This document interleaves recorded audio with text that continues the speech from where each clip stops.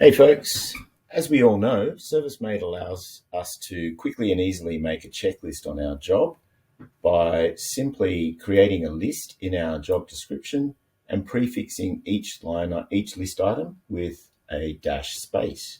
So you can see I've done that there, and what I've tried to do here is specify to my guys that I want 8 downlights and 2 switches installed in the lounge room, 10 lights and 1 switch installed in the kitchen, and a smoke alarm and 6 downlights installed in the hallway.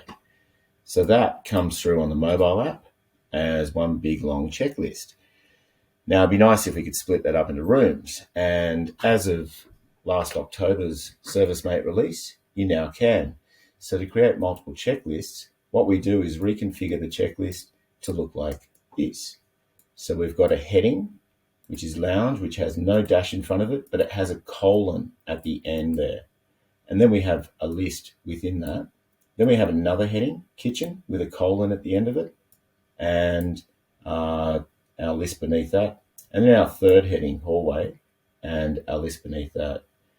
So if I just drop back into the mobile app and jump back out, maybe synchronize my app so it picks up my changes, jump back into my job,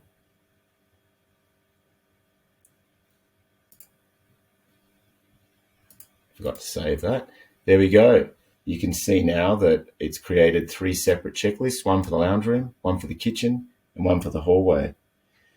So ServiceMate now allows you to divide your job's requirements by categories, such as by room, stage, or staff member, and you can create multiple checklists within one job.